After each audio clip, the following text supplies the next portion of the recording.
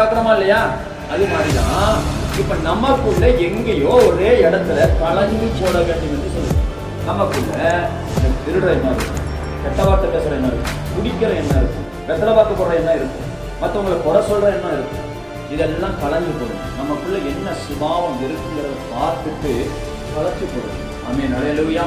நான் எந்த விஷயத்துல நான் தவறுறேன், நான் எந்த விஷயத்துல அடிமையா இருக்கிறேன், எந்த பாவத்துக்கு அடிமைப்பட்டு கிடக்கிறேங்கிறத பார்த்து கலைச்சு போட்டீங்கன்னா நல்லது. ஆமென். கலைச்சு போட்டீங்கன்னா நம்ம உடம்புல, நம்முடைய சரீரத்துல ஆயிரக்கணக்கான தவறுகளும் பாவங்களும் குற்றங்களும் நம்மளை பின்தொடர்ந்து வருகிறது. அதை பார்த்து பார்த்து கலைச்சு போடணும், கலைச்சிடணும். வேண்டாம், இது வேண்டியதில்லை, இந்த டென்ஷன் எனக்கு ஆகாது, இந்த கோபம் எனக்கு ஆகாது, இதன் மூலமா எனக்கு பல இடத்துல பிரச்சனைகள் வருது, அது மூலமா சண்டைகள் வருது, வாக்குவாதங்கள் வருது, போராட்டங்கள் வருது. ஸோ எனக்கு கோபத்தின் ஆவி எனக்கு வேண்டாம், இந்த கோபத்தை விட்டுவிட கர்த்தர் எனக்கு உதவி செய்யுங்கன்னு சொல்லி ஆண்டவர்கிட்ட ஜெபம் பண்ணுனா நாம ஆண்டவரோட ஆளே நம்ம ரட்சிக்கப்பட்டு அந்த கோபத்திலிருந்து விடுதலை பெறுவோம். ஆமென், அல்லேலூயா.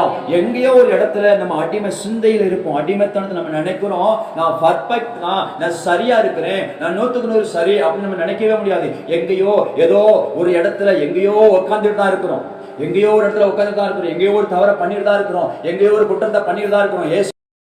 எடுத்த பிரசங்கத்தை நான் டைரியில எழுதவே இல்லை, ஆண்டவர் இந்த இடத்துல வந்த பிறகுதான்